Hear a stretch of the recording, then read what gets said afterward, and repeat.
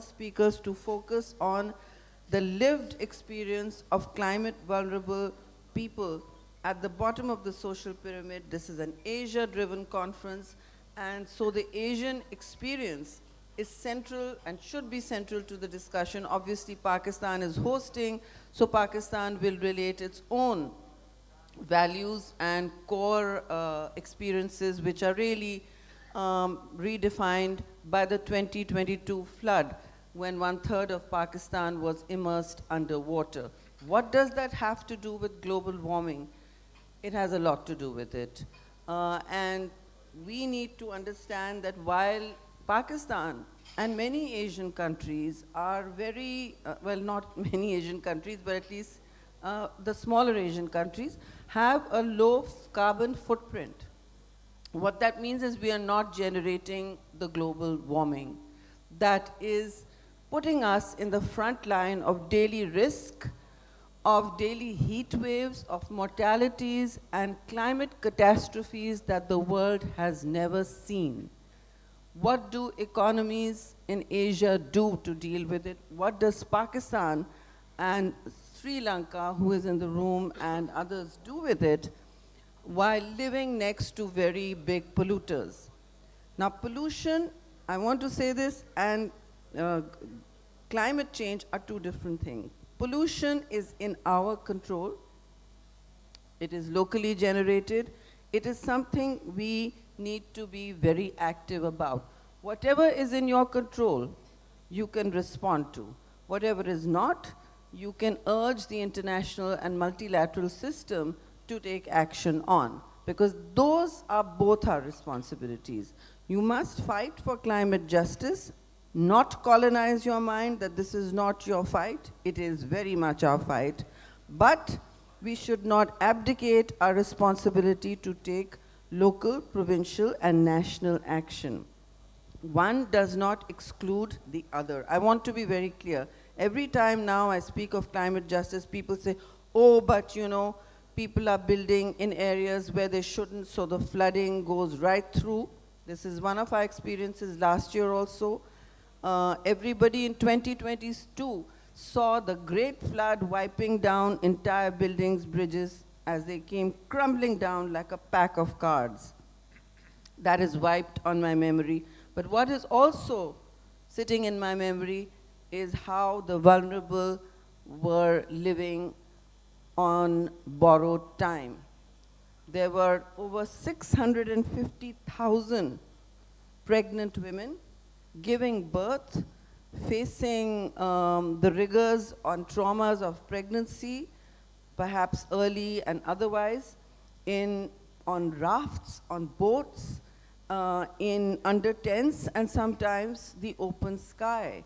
The scale of the damage was so great in this very province that even international responders were unable to immediately provide the relief that was needed to save lives. Many lives were, of course, saved. Pakistan was entirely on maximum overstretch, including the military, including the federal government. I was climate minister at that time at the federal government and the provincial governments. We were working seamlessly with international agencies to respond.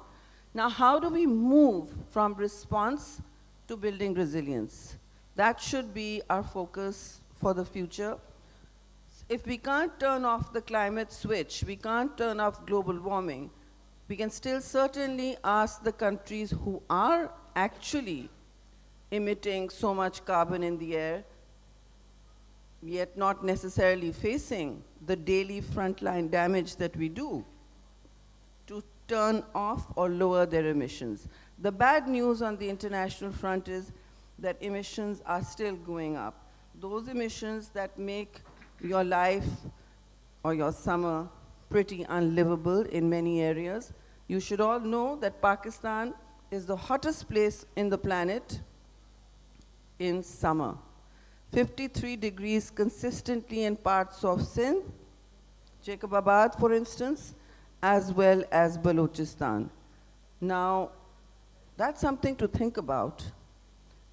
That's not something you have done. But we also, our northern regions are facing a daily risk of glacier melt.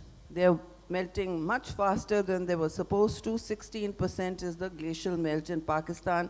And we, along with other countries in South Asia, are known as the third pole, where we host the largest amount of glaciers in the world outside the polar region, 7,000 mountain peaks like that. Now, we have a delta to mountain topography and therefore mountain to delta challenge. Our great river, the Indus, defines our daily water and hydrology experience, while the world, the United Nations, is now telling us every single day that the world is suffering a water bankruptcy. So the world is suffering water bankruptcy. We are already water scarce as in 2025. That was last year. But people experience it differently as water stress, as inadequate capacity to reach clean water, but not just clean water, any water. What do women do in Pakistan and Asian countries, even African economies? They spend over half of their day fetching water, carrying water. That is vulnerability. They should not have to carry water for miles on end, several kilometers, in rural economies and in urban areas where water is not reaching the tap, the household tap. Then what are they doing, at least in quantities? They're lining up at community pumps to carry the water back home. So let's establish one thing, that climate change may not be in your control. You have to talk about it and you have to fight your case. Do not decolonize your mind and not fight that. Secondly, whatever is in your control, take charge of it, especially water pollution, the usage of water. Now, Pakistan is one of the highest per capita users of water in the world. We are number 4 and sometimes number 2. And also take charge of cleaning your water resources. Abi hayat ko saaf rakhna hai aapne. Sorry, I'm speaking in Urdu sometimes, but that's very communicable, unlike the new diseases we found, or maybe like the new diseases coming our way. Disease is part, the new pandemics, epidemics are part and parcel of what is happening to the environment. The overheating, the zoonotic jump that pathogens make from animals to humans, that's also part of climate stress because the forests are depleting. That is always from the Amazon to here. Now, and I'm glad Pakistan has set up a checking and screening at international borders for the new Nipah virus, which is epicentered in South Asia. It is epicentered in South Asia, unlike COVID, but it is not transmitted by breath like COVID. So all of Ramzan, everybody be very careful. It does fall on fruit sap and vegetables. So be very careful, particularly when eating the dates we all break our fast with. That's supposed to be the first thing. So climate change is about people. It's not some abstraction. It must relate to people and it must relate to action. And lastly, I want to say, this great river Indus is what has defined our civilization for hundreds of years. It is the great diagonal, the mother river that has fed all our cities, created the cities, fed populations. All of Pakistan's cities are clustered around the Indus and have taken from it, except for Quetta, all cities. And that is the case everywhere in the world. All in the Nile, the same thing happens. So what have we done to this river? It is now the second most polluted river in the world. Now, I sit here, I'm very glad there are water bottles in glass, because it should not be about speaking one thing and doing another. There are plastic bottles on the tables. These are lethal. These are lethal to public health. These are lethal for your future. Plastic is the forever chemical. Do not listen to anyone who tells you that this can be recycled. it is not being recycled, except perhaps informally, because Pakistan is the great jugaad economy of the world, like most of South Asia. So it is being recycled perhaps informally, but not formally. We recycle 1% of our plastic. Single-use plastic is the biggest creator for all the many new cancers and toxins we see in our lives. By 2050, there will be more plastic in the ocean than fish. You are eating, when you drink a bottle, some plastic, remember that it is turning up in your plate as a microplastic in the fish you are consuming, in the seafood, in the organic, you think you're eating organic meat? No. It is landing up in your landfills, and it is called the forever chemical because it does not degrade for 1,000 years. You can do your research on this, but next time a plastics producer tells you, no, we are recycling this, ask the manufacturer, where are the collection centers? Have you seen any in Islamabad to Karachi? No. The big manufacturers. There are no collection centers. This is not a government's job only. This is big business doing this. There are no collection centers. If you're not collecting the plastic bottles like many countries, what exactly are you recycling? Quiet, no answer. So replace the plastic in your lives with glass, like we did when we were children in the 1970s. I've just aged myself and dated myself, but that's perfectly okay. It's better for young people to revert back to glass as a better chemical to use. It's entirely recyclable. Now I'm going to ask the speakers to focus on two things, whatever is of interest to them, of course, but relates to the lived experiences of their countries, to South Asia and Asia, as well as a few points, maybe one big point on what you should take back from this conference and what action parliamentarians can take. What have I recently done? As an example, go to any bookstore in Karachi, Islamabad, I don't know about Lahore, I'm sure the same is happening. You will see every book now covered in plastic, if you go to bookstores at all. And you will see that students are also getting it from, that is millions of new plastic streaming created into your sub-regional economy. That is millions more cancer, people suffering from cancer, especially breast cancer, millions of young people and old people facing disease and toxins in their bodies that we already don't know about. So I've moved a bill to ban it, at least in Islamabad. I would urge Sindh, the speaker is sitting here, the honorable members are sitting here, do the same in Sindh, please. There is no reason for books to be this new usage of plastic to be introduced in our lives. When you ask the vendors, they don't know why. Industry has to do something. Urge industry to come up with low-cost alternatives instead of telling us we're recycling. Even the whole world, including the United States and Europe, is only recycling 9%. After 30 years of recycling talk, I said this at the Paris Treaty on plastics, you people are not recycling. And your industry is keeping back low-cost solutions. We need those. Think of the actions you need to take on the ground. Use today this important convening as a call to action. So now I'm going to ask the first speaker, Mrs. Tamkeen Akhtar Niazi, to please make her intervention and not be as long as me, and speak her mind and heart out on the subject she thinks is most important for impacting climate change. Since you're from Punjab, I would really ask you to also share your thoughts on the toxic air that I've just come from Islamabad with a constant allergy and breathing. Thank you. Thank you so much. You were quite eloquent, and we all always benefit from your speeches and your talks.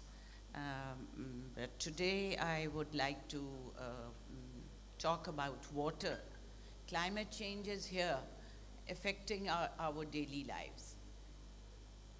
Our daily lives. And water scarcity is another wolf howling at our doors.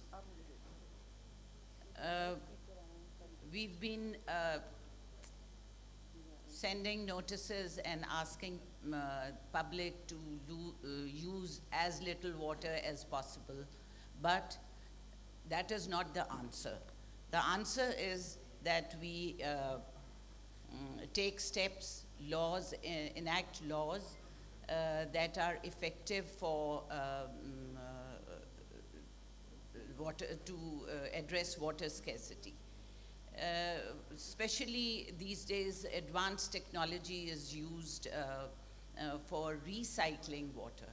And we have example of Singapore, who have very successfully launched and desalinated their seawater, as well as new water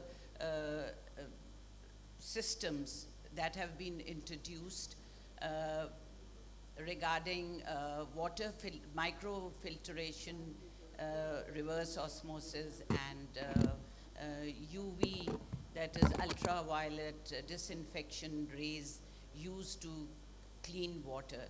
This is one key pillar to water sustainability.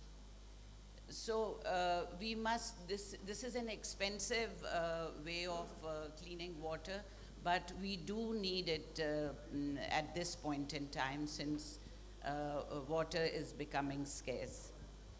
And as far as the air pollution is concerned, Punjab is doing a lot, and they have already reached a point where they've been able to prove their success to some extent. And in center, in Islamabad, we are trying to ask the NDMA and other institutions that have been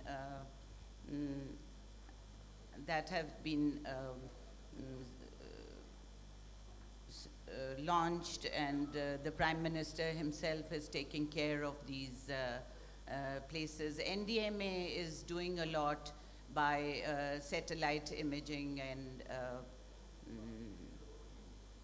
and asking the clusters of people living in areas where flood could be expected, or heat waves, or dearth of food and water. So that is quite an achievement on their part.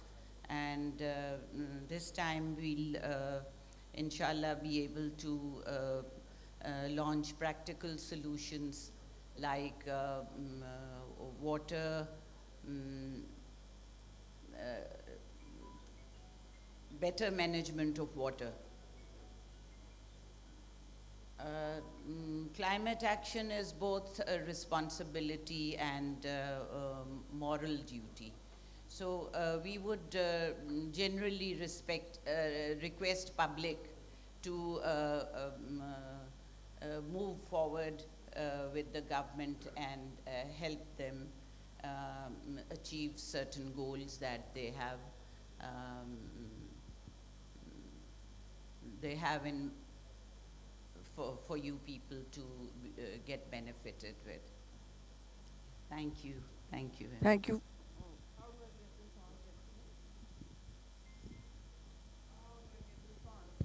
Okay, thank you very much. Member from Provincial Assembly, all right. Tamkeen, that was important that you have decided to focus on water. I just want to say, without at all undermining what you said, you correctly said that desalination has been one of the world's. Saudi Arabia and Singapore have both used it at scale and very effectively. But it is not something a country with low fiscal resources can turn to.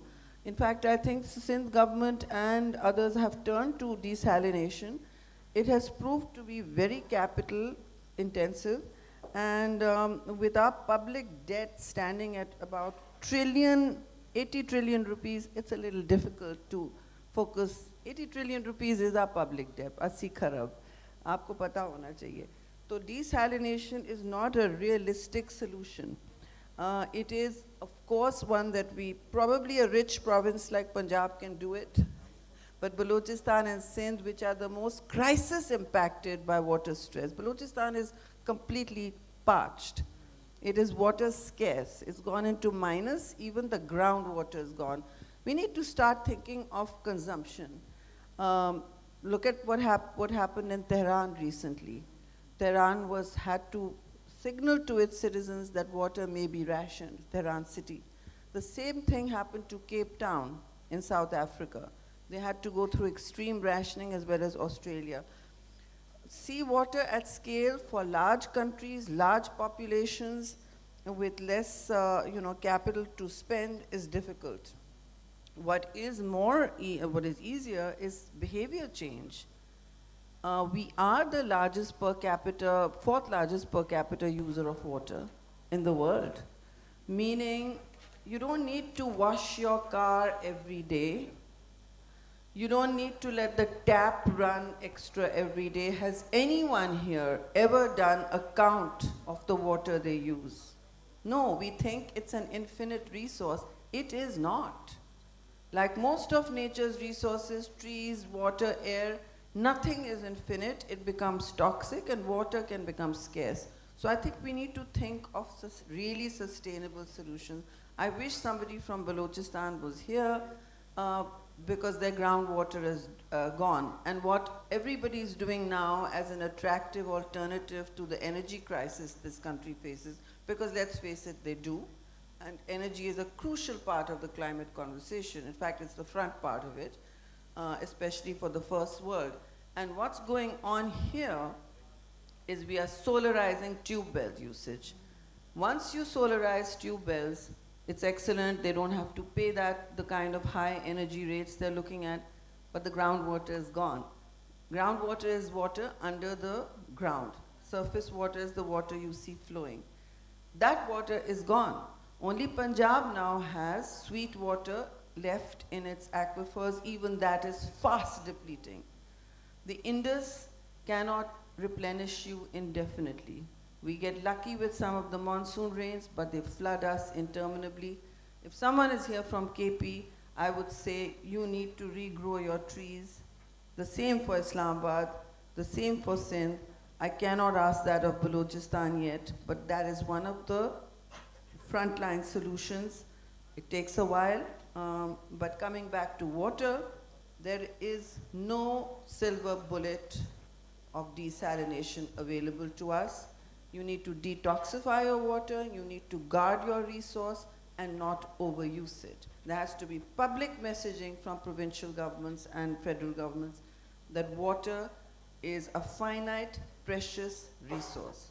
Next speaker, who would like to go? Who would like to go next? Put your hand up. Ji. आप जुल्फ़िकार शायद सी? जी मैं Zulfikar Ali Shah ji MPA from Punjab Assembly from Chiniot.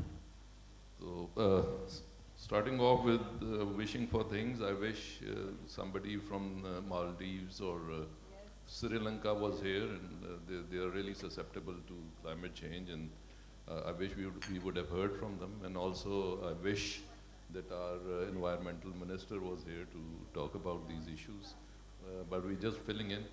And getting on with the climate change and global warming, first of all, I'd just like to briefly tell you what it means for me. What is global warming?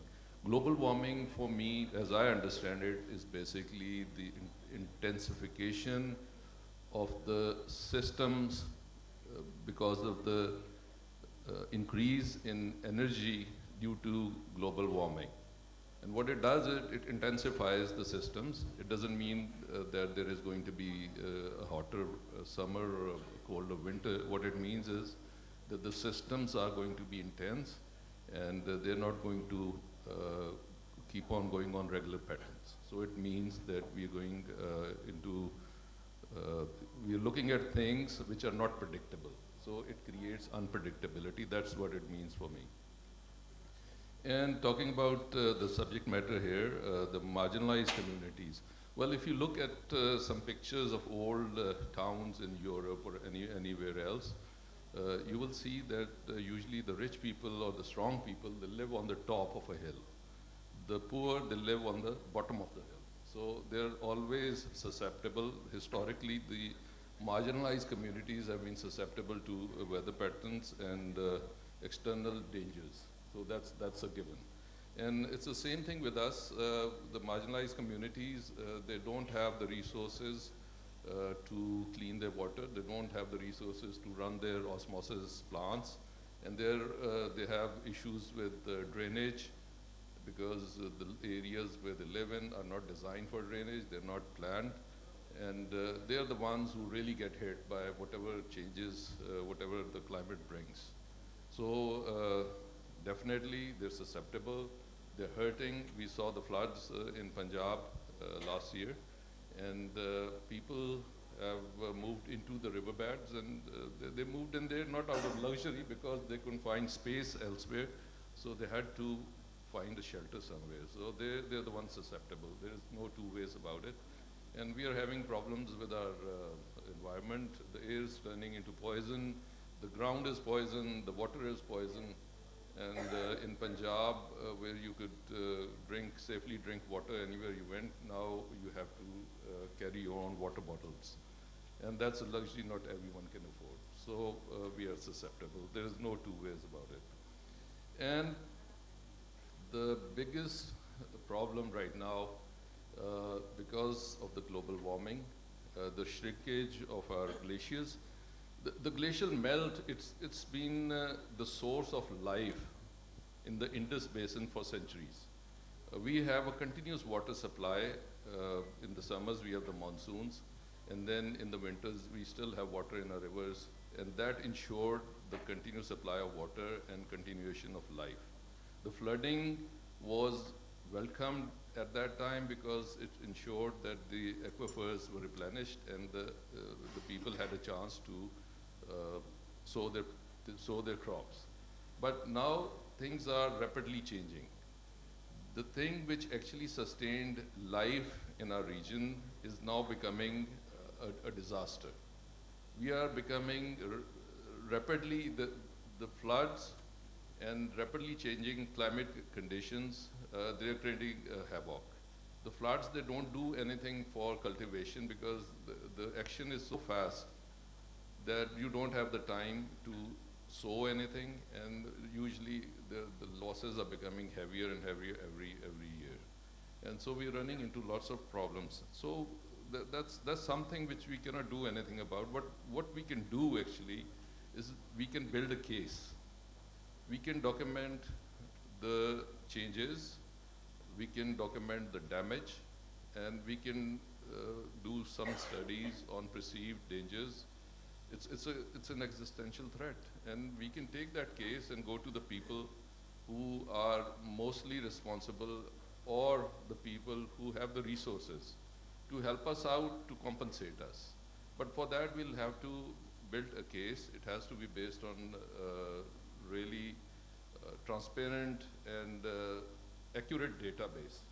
So we can put up a case that we are really suffering, and we are feeling it, we can see it every day, but still we have to document it and build a case and take it to whatever forum which would address to that. So it's a real issue. In our recent in the recent pre-budget, we had a discussion going on in the Punjab Assembly. I put forward a suggestion that we should now start setting up a separate account for climatic change requirements, the perceived dangers and damages which can happen now. It's up to nature now. You can have a cloudburst and you can lose your crops. You can have a flash flood. We saw flash floods in Swat and in our northern areas, which were really scary. You saw rocks flowing in the water. So So that was a sight to behold. And we've seen there was some imagery going on in my head right now where I've seen, the water entering posh areas in Lahore, in Karachi. So these things are real, and we have to look for real solutions, and we have to ask for help, because at times we don't really have the capacity or the resources to try and prepare for the change in climate. We have to build cities where the drainage is accurate. We have to accommodate for changing patterns. So I feel that this is something we have to look at, and these nations like Maldives and Sri Lanka, they're facing real dangers. They're just sinking into the sea. And we have seen in the world migration due to climate change. There have been migrations which are actually based on climate change. So the danger is real, the threat is real, and we have to face it head on. Thank you. Mr. Shah, that was very impactful. Welcome to the city, which is home to the largest migrations in South Asia.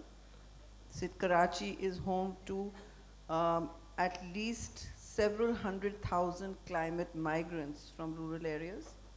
It is home to the Pakhtuns from Afghanistan and even Khyber Pakhtunkhwa, and is thus the largest Pakhtun city in the world, bigger than Kabul and Peshawar combined. It faces multiple stresses on its municipal infrastructure, and it is one of the largest cities in the world, and it ranks in the top 10 mega cities. And its crisis, one of its crises in urban planning, is driven by chronic in-migration. That goes on from, part of that problem is that Sindhis are very open-hearted people. This is a pivotal city of Sindh, and from 1947 it has opened its hearts to migrations from India, then later from Afghanistan and Iran, and now climate-fed migrations, poverty-fed migrations are really one of the biggest challenges. We will always be open and home to everyone in Pakistan. But our resources need a recalibration. And when you say we should seek help, you are spot on. But help, in my view, maybe in capacity building, is not coming. It's not coming from a multilateral system where the big donors have walked away from climate change as an agenda item. Take America as an example. Over 60% of America understands the concept of climate justice. That is just a survey done today in the world. That does not mean that we should sit on our hands and wait for solutions. Solutions have to be indigenous. You said you're worried about marginalized people. 40%, much more, 42% of Pakistan now lives under the poverty line. Part of the reason is obviously economic policy, but also climate stress. Just one flood, 2022, shaved off 8% of our GDP. And so all these are interlinked. I would urge all members and all speakers to think about actions they can take as parliamentarians, even in communities, instead of being daunted by the scale and magnitude of the task, because it's too big. It's too big to handle. It has become what we call a polycrisis. And Pakistan is in the front line of that coming storm. The storm comes repeatedly.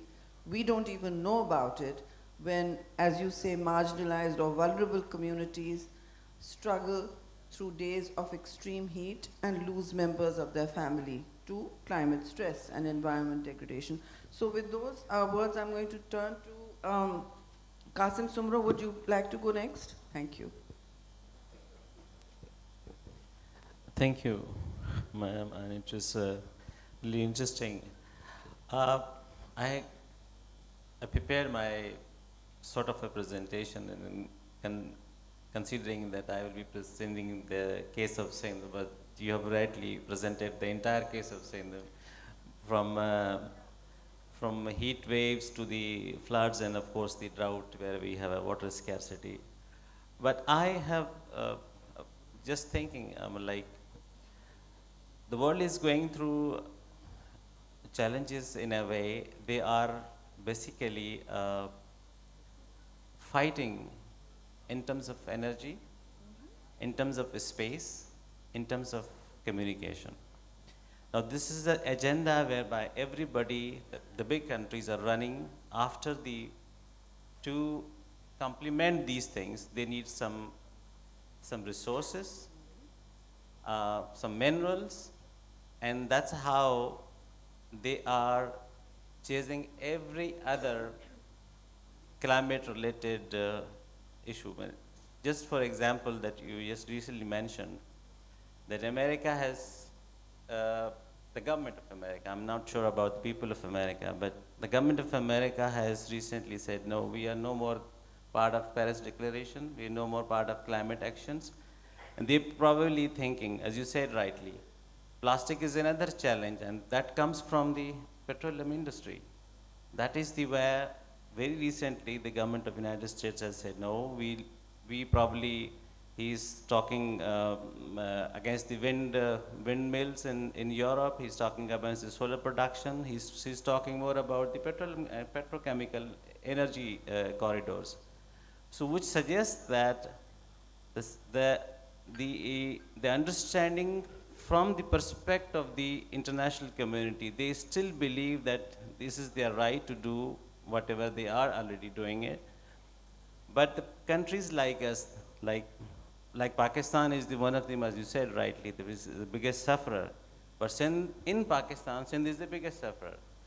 What we have faced is, we have faced since 2010, the extreme floods on the right bank, that was a river flood. Then we have a rain flood in 2011. Then we have a flood in 2018. Then we have flood in 2020. Now the devastation in 2022. And 1/3 of the country was immersed inundated under the waters. And since we have a biggest irrigation network, like Punjab has, and of course Sindh has, both. But what is that irrigation system was manufactured in a way that it is carrying the water from the Indus system, but has clogged the entire other waterways.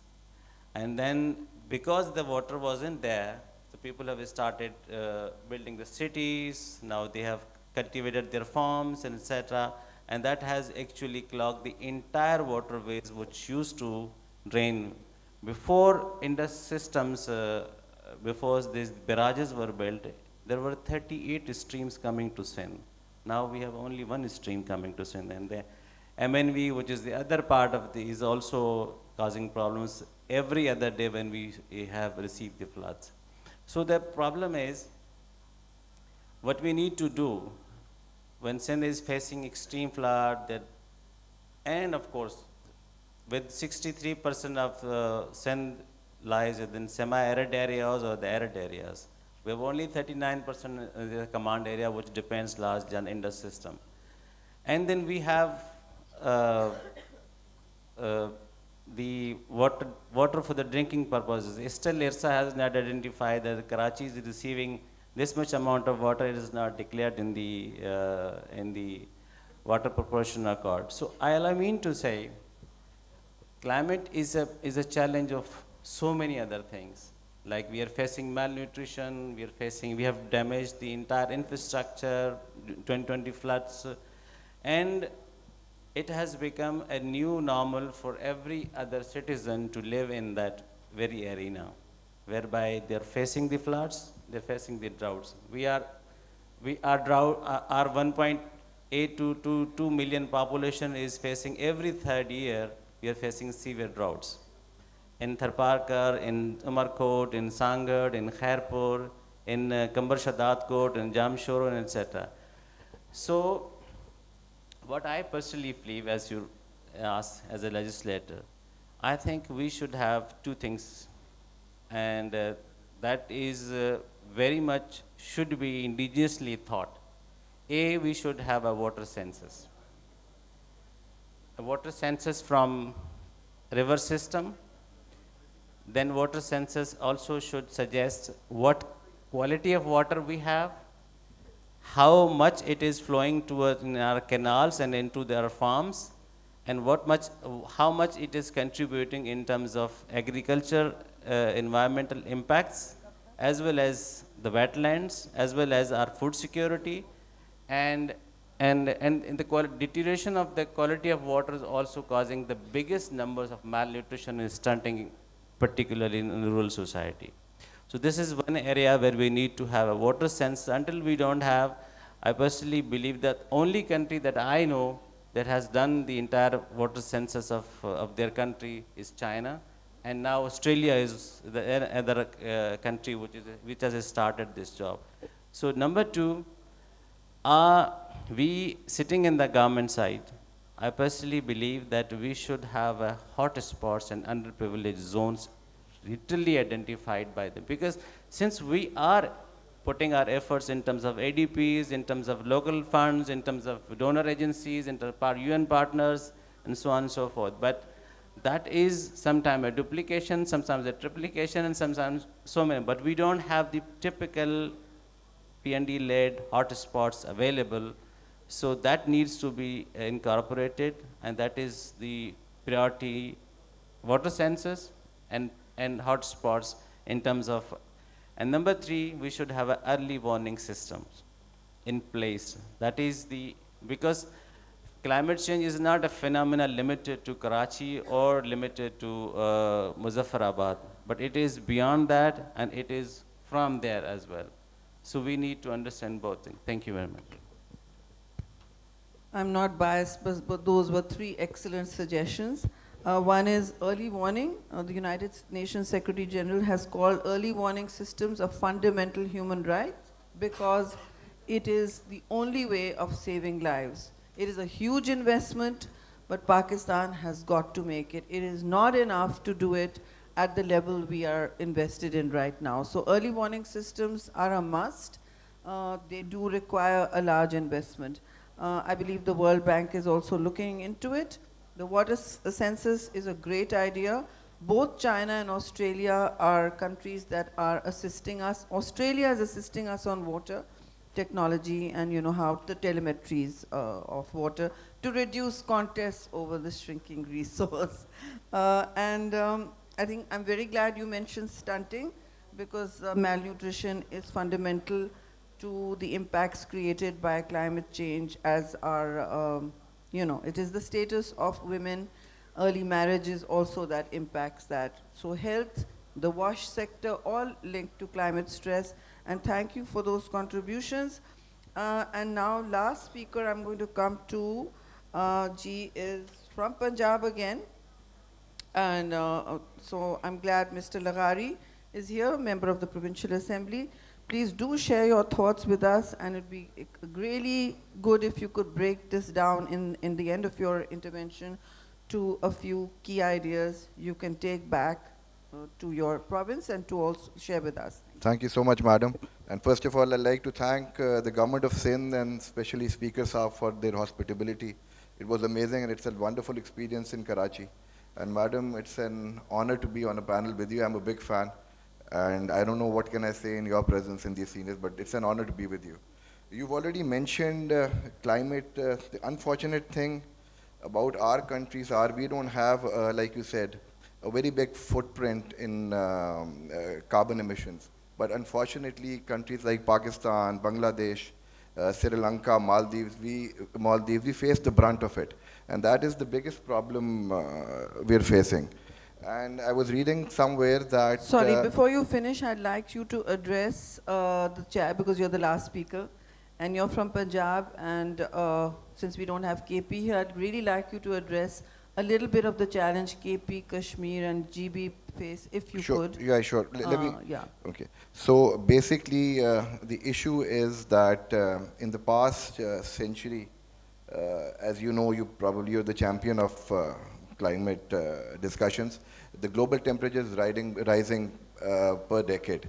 And because of that, we're facing these droughts and these floods and everything. And I today would like to talk about the vulnerable communities. That is what I wanted to discuss about. And the issue is that mostly due to these disasters, And I'd like to tell you one more thing, that the mortality rate in South Asia, madam, due to these climate-induced disasters have been the highest in the past few decades. So that is one thing to take a note of. Now, in countries like Pakistan, when disaster hit, unfortunately, the women, the children, and the disabled people, they face the brunt of it. Now, as we all know, we're part of a country whose backbone in economics is agriculture, and the women have basically they are the major source of labor in agriculture in Pakistan. And especially in South Punjab, from where I am, I honestly tell you, when I go to to my farms or to visit my constituency, I can't see any I do not see any male laborer over there. Only females are working over there. And unfortunately, when these floods and these disasters hit our areas, the government, they give compensations to only people who own land. And these women, they don't have any land in their name. So the compensation is not going to these laborers. So we have to make a law in such a way that these women should be directly given fund and government support. Being from South Punjab, I face hail torrents every year. And I've seen villages, every year this happens in DG Khan and Rajanpur, from where my colleague MPA is. So I see every year that these, Madam, I'm sorry, no problem. So basically I was talking about South Punjab, the districts of DG Khan and Rajanpur. So because of this climate issues, every year, it's not a one-off phenomena. We face these hail torrents. Now basically the monsoon was spread over a period of a month or 2 months historically, but now the rains which used to happen in 2 months happen in my area over a period of 10 days. Zulfikar Shah Sahab talked about cloud bursts. This happens in my area, and I've seen entire villages get displaced. And these women again face the brunt of it, because they have to take care of the elderly, they have to take care of the children and the disabled. And again, our governments, whether it be government of Punjab or government of Sindh or any government, they set up camps in schools and these hospitals. And unfortunately, these women and these children do not have access to that. So we have to make sure that we take the emergency services to them. Now, in my opinion, I see a good change. You see a change on this panel. Honorable Senator is here. She represents the women. My Chief Minister from Punjab, she's at the helm of affairs. She's representing women. Honorable Mariam Aurangzeb Sahiba, she's our Senior Minister. Unfortunately, she couldn't. I'll have to stop you there, because the CM and Honorable Mariam Aurangzeb and myself, we represent women as well. Your CM, myself, even Mariam Aurangzeb, we are a leader of men and women. I know. I'm Be just very clear. Yeah, I know.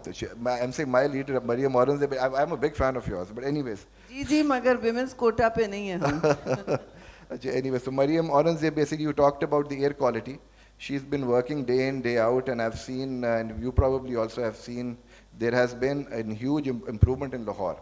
So but now what we have to do, Madam Senator, is to trickle it down to the grassroots level. I know you guys are policymakers, and we are all policymakers, and women are at the helm of affairs, but I think the answer to all our problems, especially the local government, is, especially the climate, is the local government. We have to have an empowered local government, and with women and youth inclusion, and make laws as such that the local government has women and youth and these disabled people who can go to vulnerable places and help them out. You talked about Balochistan, madam. I'm on the border of Balochistan, and I've got some lands over there, and you're right, we don't have any subsoil water left over there. Now my suggestion, I was at a workshop in Balochistan, and I requested them that you should solarize your agriculture tube wells. It's not, you cannot stop public from getting solarized tube wells, but when you're giving a solarized tube well, you should make laws that along with the solarized tube wells, you should have drip irrigation and a better form of irrigation, so that water can be saved. Once again, it's an honor to share the panel with you, and I know I'll get to learn a lot from you. And you are my leader, so. That's very, very kind, and what wonderful presentations from all our speakers. I really appreciate your input. It's come from the heart. That is what is the most important thing. But I think here we need to also quickly take some time. With the speaker's permission, I have time to run this session longer. I just want to say I have not done panels in the last 20 years, but this has been an invigorating experience. Because I only do keynotes, and it's good to hear all your views. So I'm going to open this up to the floor. You'll have to circulate a mic. Organizers, you'll have to circulate a mic to pose questions to the audience. I'm answerable as well. But I will not allow toxic questions. I will not allow personalized questions. You can ask and make interventions that are constructive and as well as critical. But please keep it polite. There is no room for rudeness in my book, in my space. So with those words, I'm going to also ask people to make community interventions. The last speaker here mentioned local bodies. All adaptation and resilience is ultimately local, like all economics and politics. I believe Punjab still needs to grow its local bodies act and make the elections happen. We have done so in Sindh, but it's not an election that is toothless. Local councils have the ability to spend on their area, and that is what is important. But I think I would ask the Sindh government sitting here, the speaker sitting here, to perhaps have a Sindh-centric conversation, because we are the most impacted after Balochistan. Balochistan has not even been able to comprehend the scale of the problem. So I would be very happy to work with you and parliamentarians here if Punjab could also do the same. The day you involve parliamentarians, the call to action expands exponentially, because no government in the world can fight climate stress or environmental degradation or water bankruptcy or agricultural losses and poverty without a whole of public approach. So it's got to be whole of government, and it's got to be whole of country. Whole of country only happens when people feel that they can trust your actions, and they feel that it is in their interests to work closely with each other. Now, communities are powering change everywhere. And resilience, as all of you have recognized, has to start at the bottom of the social pyramid, right? But actions also need to start from the top, from those who are in social, political, and economic elites. So the plastic bottles have to go. I never stay at a conference where there are plastic bottles on the table. We must link talk with actual action. Stop talking at the back. This is not a school, but this is due respect needed to the speakers. Now, Ji, you've got a mic around you. Please tell me who wants to speak. Please introduce yourselves and just come to a little of the center so everybody can see you. Thank you. Assalamu alaikum. My name is Asna Hassan and I'm from Denning Law School. So I agree with all of the points that were made regarding the plastic recycling and the plastic use and all of that. My question is that from the earthquake disaster in 2005 to the Punjab flood and then the droughts in Sindh that were mentioned, in the past decade, not many policies or changes have been implemented.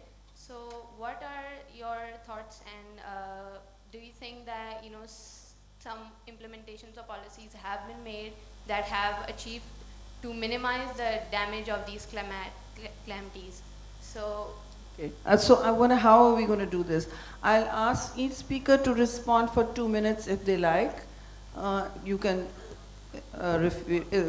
absent your answer, or you can respond with something that you have seen in your neck of the woods, perhaps, right? A lot of action has been taken. but the gap between action and crisis is huge. So it's a very legitimate question. Yeah. Please. May I Tamkeen, have- would you like to go first? No? No, I think. All right, all right. Ji. But you also have a right to answer and to respond. Okay, Yeah. as you said, I would take it a little ahead. Put your money where your mouth is. So if you're serious about it. Money नहीं तो action तो कर सकते हैं. But I'm saying is there is a monetary cost associated to the climatic disasters, and we need to. I think first of all, we have to actually realize that it's a threat. We have to accept it as a threat, and not just talk about it. And the second step would be to allocate a certain amount for climatic disasters. We are seeing them happen every day. Every year, so why not prepare for them? Why not set aside a certain amount to show our seriousness and just tackle it head on when whatever comes our way? So that would be Okay, the first step. there's no argument with setting aside, what you're talking about is a catastrophe fund, basically. Yes. There is a disaster, huge. Have you visited the NDMA recently? Yeah, no. You should. You should see the investment in monitoring, the satellite imaging, and the dazzling setup they have over there. It's an institutional framework of responding to disaster. Having said that, they don't have a disaster fund. I mean, I'm trying to wrap my head around an understanding of climate change only as a financial response. If you don't have the money, you have an 80 trillion rupee public debt, which is 40+% of your budget, right? So everything can't be a monetary response. Pakistan doesn't have the resources. Maybe Punjab does, it's the only rich province in the country. Pakistan does not have the resources to throw money at the problem. Okay, so what do we do failing that? We should not feel that there is a helplessness in community and public responses. There are a number of actions you can take in your community and as parliamentarians. Parliamentarians make laws, but monitoring implementation is next level headaches. And I'll give you one quick example. The first laws I ever made as a parliamentarian was in the National Assembly, not in the Senate, 2002 onwards. 5 laws, domestic violence, acid crimes, honor killings, 2 more, 5% inclusion, 10% inclusion in public service, among many others, and of course sexual harassment at the workplace. Some have gone through, some have taken 21 years. And then we find at the courts, at the epicenter of climate stress, are women, of course. And the bottom of the social pyramid, what do we find? There's a 5% conviction rate.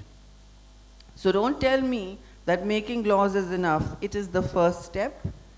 It is necessary because citizens must have recourse. And don't tell me that throwing money at the problem is the first answer. You know there is no money. Your climate change ministry at the federal level disastrously had its budget cut. When I asked the finance minister, how did this happen, and planning, they said they couldn't spend the money they had. That couldn't happen when I was there. I was looking for more money everywhere. So it's a question of commitment, and you are 100% right when you say we have to realize it's a crisis. You know, it takes every day of badgering. When I was minister, for the government to understand, I mean, the Prime Minister understood, the Foreign Minister understood. I was the first time we made a presentation in Cabinet that was not business as usual. Federal Cabinet usually only allows decision-making presentations, like all cabinets. I said, no, this is before the flood, I have to warn the country of the scale of climate change. Please allow me to make the Federal Cabinet understand it. They allowed it after much breaking of crockery, okay? And they were horrified. I said, you're a 1% carbon footprint emitter, but you are at the epicenter of the climate crisis. After that, 2-3 months later, we had the Great Flood. Absolutely epic in its scale. And so what I'm trying to tell you is communication, as the second speaker identified, was and is one of the biggest challenges. So we are doing that tonight, or this afternoon rather, but every one of you here is interested, is privileged. You wouldn't be here if you weren't part of some privileged circle. You have privilege to be educated, and you are represented, public representatives. Think of the action you can take. Very rightly, throw your money or your action. Money you can't throw. Money is fungible, but it's it's one of the scarcest resources in Pakistan.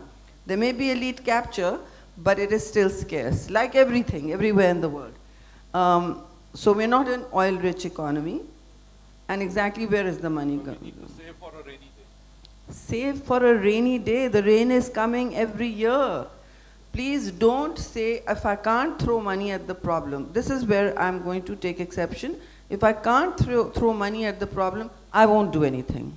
I will do 10 other things if I can't throw money at the problem. You have to commit to that. You have to commit to throwing water outside your house. You have to commit to checking, you're all educated. Do you know what the carbon footprint of your household is? No, you don't. You have to commit to the curriculum being introduced. You have to commit to your community being clean of garbage, because garbage is a great threat multiplier for climate change and diseases related to it. Now, Karachi has a big sewage problem. It generates so much effluent and so much sewage that it is very hard, one of the highest rates in the world, because we are the fifth most largest city in the world now. I think it's the fifth most, yeah? Many countries sitting at the ambassadors' tables yesterday telling me their populations are half of Karachi's countries. So we need to understand that also population growth is linked to this. So make the links that is your speciality. For health professionals, there's much to do for public health and for all of you.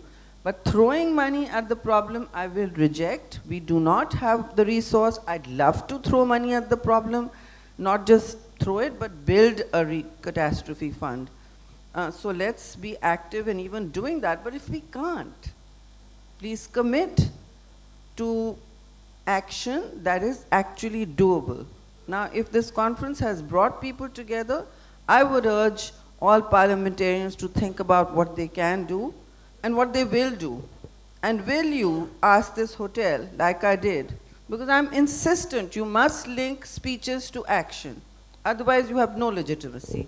And when you link speeches to action, I was at Serena in Islamabad, where I lived there half the time, and Marriott. They cannot have plastic in their rooms. It's against the law. This is single-use plastic. It is against the law in Sindh also now. What is it doing on the tables? Is anyone doing something about it? We have Perrier here. But the rest is against the law. That journey has begun. If Nestle or someone is telling you that it's okay, we are recycling, please show us where it's being recycled.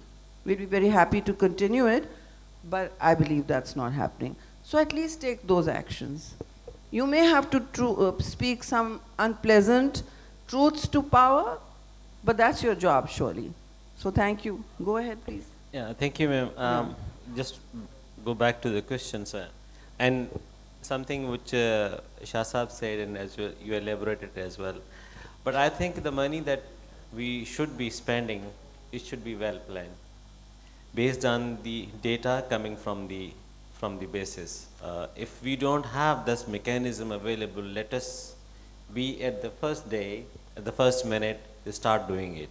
Because until unless we don't have that mechanism, the question was that we faced flash flooding in Karachi.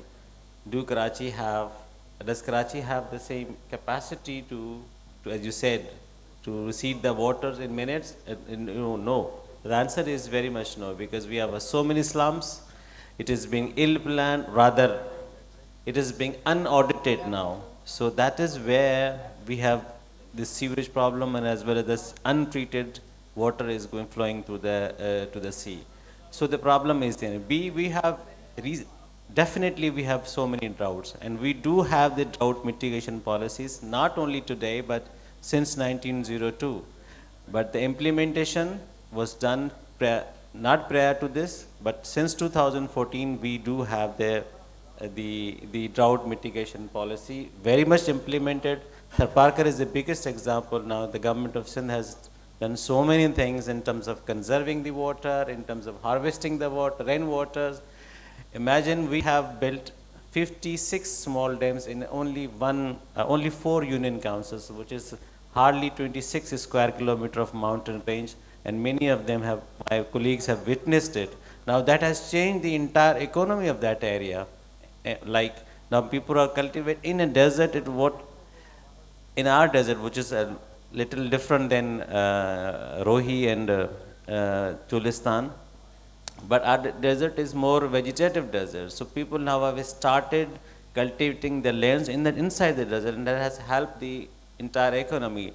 We are achieving the numbers which is the international community wants us to, international community wants not only us but the entire world to achieve. Those are the SDGs numbers. We are achieving those numbers not in form of, yes, there are so many missing links as well, but we are achieving 138 plus points. Government of Sindh is doing it.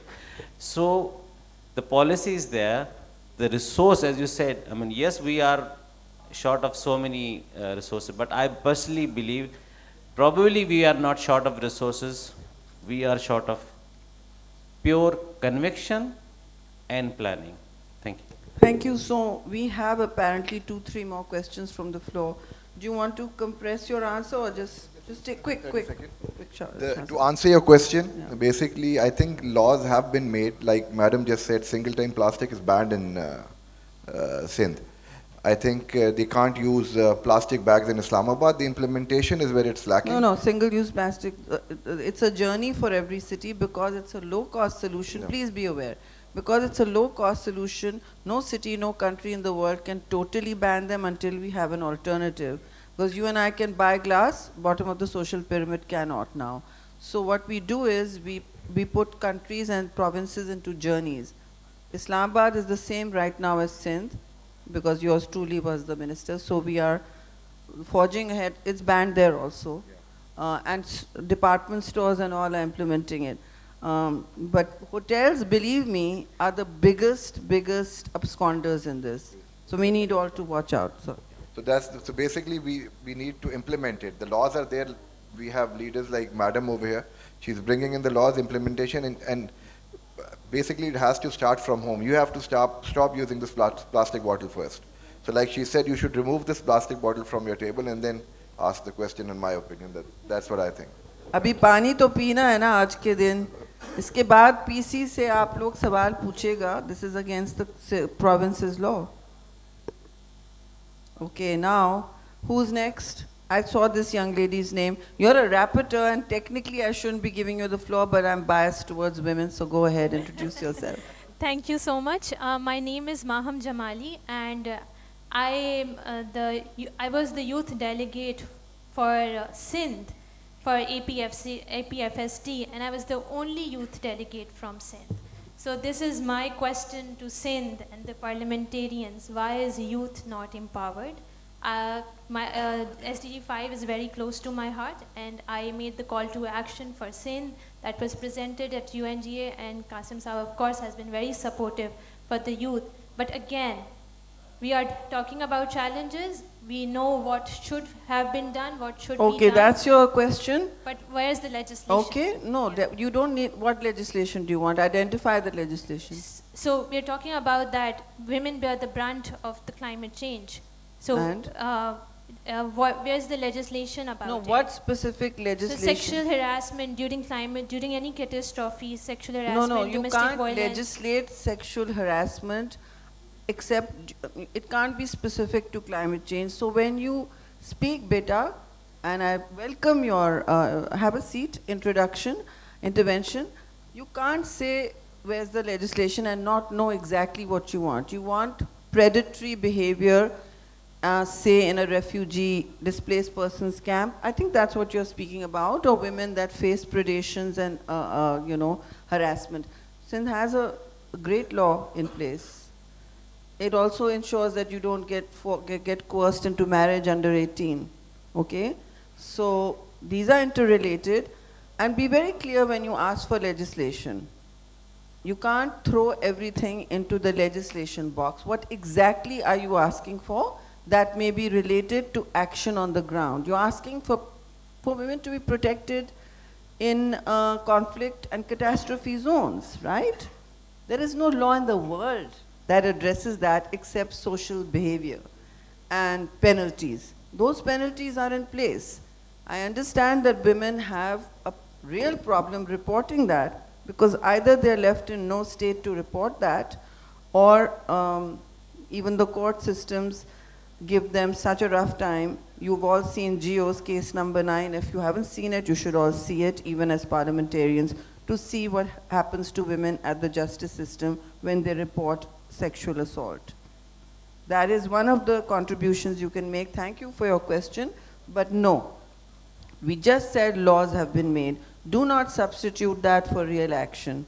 You need to tell me what you're going to do as someone who's young today. In fact, tomorrow, today is the 5th. The mayor, I have asked him to speak to a big climate action conference for youth today, which should be probably at the Arts Council. Do you know about this conference? It is closing Climate Action Week for Karachi. I could not be there for it and to inaugurate it, but it's not a huge thing. But I requested the mayor to close it because it should be given due importance. Maybe you can go there later and make your contribution. Who would like to speak now? Please introduce yourself and quick question. Hello everyone, I'm Arusa Odo. I'm a law graduate from Hamdard School of Law and I'm currently intern to the Speaker's office for this conference. I actually have a question from you as you mentioned about City Jacobabad. I am from City Jacobabad, like I was born and brought up there and I know how the vulnerable communities are there. Even the basic necessities are treated as luxuries. Are there any government strategies for the local government, for specifically for 2026 plan for Jacobabad for this coming heat? Do you think are there any strategies for the local government to implement? You're an intern with the Sindh Speaker's office. You have more power right now than I do in Sindh, in an agency than I do. He's saying no. Well, no, it's a very good question. She's from Jacobabad, and I'm glad to see somebody articulate and interested in fighting for the area's rights. I think you need to understand that this is part of the planning process. Somebody mentioned planning. Everybody talks about planning and then goes right back to conventional planning year after year when the budgets are made. This happens in the federal government. I break my head every year. Oh, we are doing green tagging. Not really. This is what donors ask you now. So I believe Sindh is doing the same. If you're asking about climate-related and development issues, development is essential. Basic development infrastructure is essential to facing off climate stress. So you've made an excellent question. Your MNA, as I understand, is Ijaz Jakrani. Have you got access to him? No? Your MPA, have you got access to him? Why? You are interned with the Sindh Speaker's office.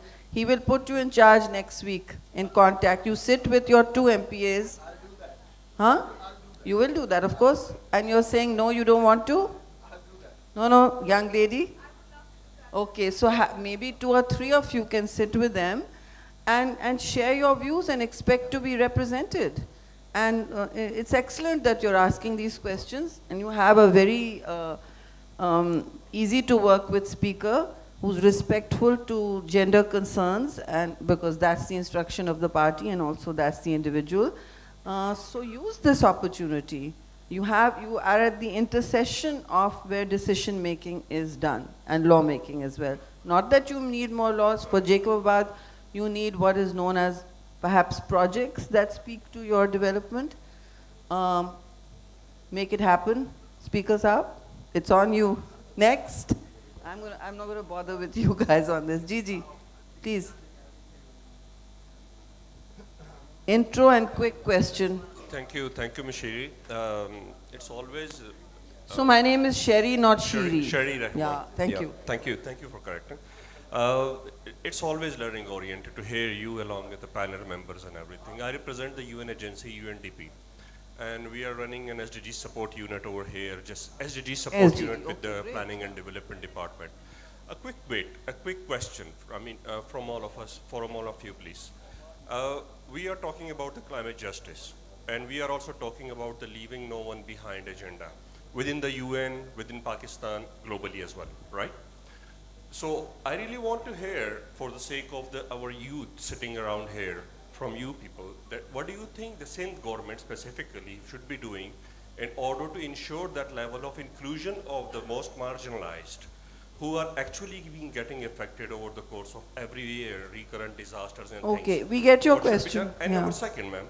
One that question. In terms of formulation, policy formulation and execution. This is what do an you think could Asia be the conference. bridging gap This here? is not a Sindh conference. Sure. Because you are UNDP, Yeah. you should be addressing the issues now. Excellent question. You are asking exactly how to impact vulnerable communities. You mentioned leaving no one behind. Because I've been dealing with this slogan at great big tent conferences, let me tell you who's being left behind globally. Most of the people, of 4 billion people of this planet, are specifically being left behind. 10 countries are responsible for 75% of emissions. None of Pakistan's provinces are part of that. These 10 countries, and Shah Saab, please pay attention to this because you wanted money, rightly so. That's what I fight for internationally. They receive 85% of global green finance. You can tell me who's being left behind then. And they also, one more factoid, you will not hear this at any conference, but I challenge you to Google it and fix this. $7 trillion are spent every day subsidizing dirty energy. So I don't have agency on that. I can talk about it. I really appreciate the United Nations for talking about it. But leaving no one behind has become a huge slogan that the multilateral system is no longer able to fix, let alone address appreciably. The UN has been a great actor internationally. It is whom we look to for setting the targets. And all across the world, because I'm a woman, I'm going to say this, and so should you. The one SDG that is lagging so badly is related to vulnerability globally. From the UK, which has been the country that was here before in United India, is domestic violence. The young ladies brought it up.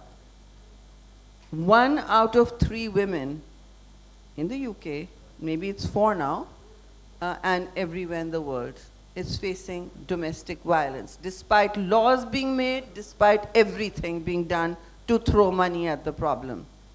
So please throw some agency on this. This is the one SDG that the world is seeing slide, and I don't hear any conversation about it. I see women being left behind everywhere. And there are women standing up and speaking to you about it. So when you ask about one province, it's very legitimate, but as the UN, you should be talking about Pakistan and its links to multilateralism. Sindh has made, I'm not sitting here to be, rep of one question, but all the women-friendly laws land here first, as you should know. In response to climate action, all poverty-related initiatives, whether it's the Benazir Income Support Program, that is the backbone of one of the world's largest social security system, is run by Sindh and People's Party, and now it's all over the country. And it was the one thing that brought money to the doorstep, disposable, immediate cash to the doorstep of victims that were impacted in 2022. I believe billions were sent immediately through the poverty index done. Then the resilient housing built after 2002 in Sindh. It goes to the women. So when you build a resilient house, what happens? It's not a big, huge resilient house. It's a house where that is given with the land lease to the woman of the house. What is that? It's like BISP. The woman of the house is given the monetary and inheritance. In BISP, the woman is given the cash. Before that, women were not registered in remote areas as citizens. When we were bringing that law, let me tell you a little fun anecdote. The bureaucrats in the room, I was cabinet minister with Prime Minister Gilani, they said, no, women can't come to the post office to access this. This was part of our manifesto. Benazir Shaheed had just been assassinated. And we were like, no, this has to go to women. Now, there were 4 of us in the room and the Prime Minister, and we went through 2 hours of the senior civil service at the federal level telling us, no, women, we cannot do this. And I saw in front of me one of our biggest promises to women, not being left behind, slipping under our feet. I went to the washroom. I have not revealed this in public. I called the President of Pakistan, who just speed dialed, was on speed dial those days, and so was the PM. And I said, sir, they are breaking down our resistance to this. I can, please help me. He said, go and tell them. Go and tell them. I said, no, it has to be women. It has to be women. I said, I'm not doing it. You call them. He said, since when are you a shrinking violet?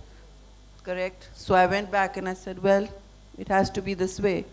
And do you know who made the first withdrawal of Benazir Income Support Program? He called me and told me it was a woman from Kuram Agency who had to traverse at least 4 miles to get to her post office in an area that was riven by terrorists. She made the withdrawal. Oh, since then, 75 million women have been making withdrawals to withdraw the cash to give their families the nourishment or the sustainable incomes they can develop. The same for resilient housing. Women have not owned that land. Nobody has owned that land, frankly. It's 2 million houses, 2 million land titles. They have not gone to the men or the chaudhry of the village. UNDP should know. They have gone to the women. And they are now somebody in the food chain of that village.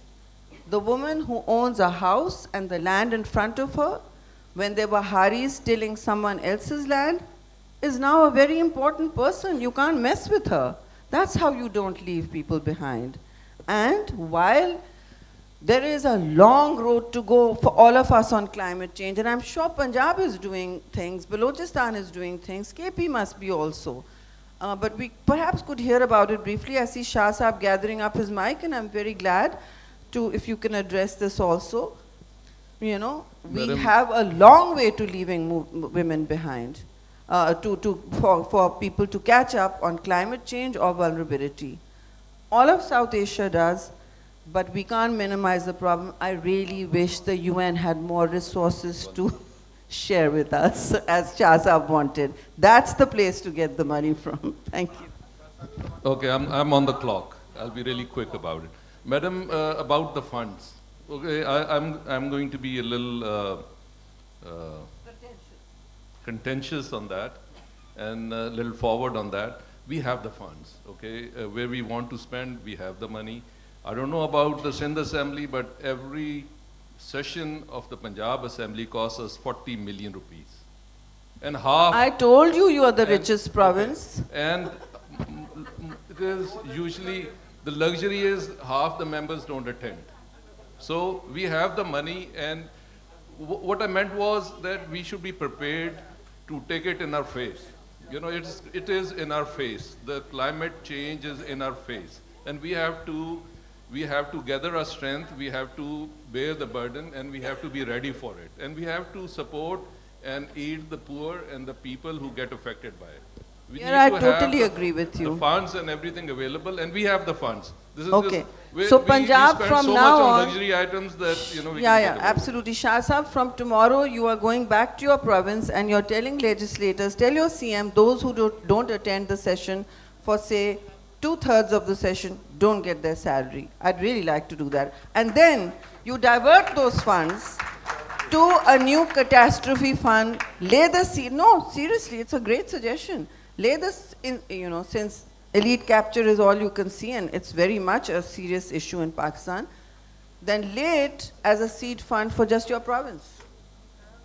Let's start there. Put your money where your mouth is. And with those words, I'm going to thank the speaker Uwais Shah of the Sindh Assembly, and all honorable speakers who have put up with my complex interventions, and all of you for listening patiently and making this a wonderful session. Thank you again. Auntie, may I have you here, please? Just for a second. मैं बच्चा आपका देता रहूँगा.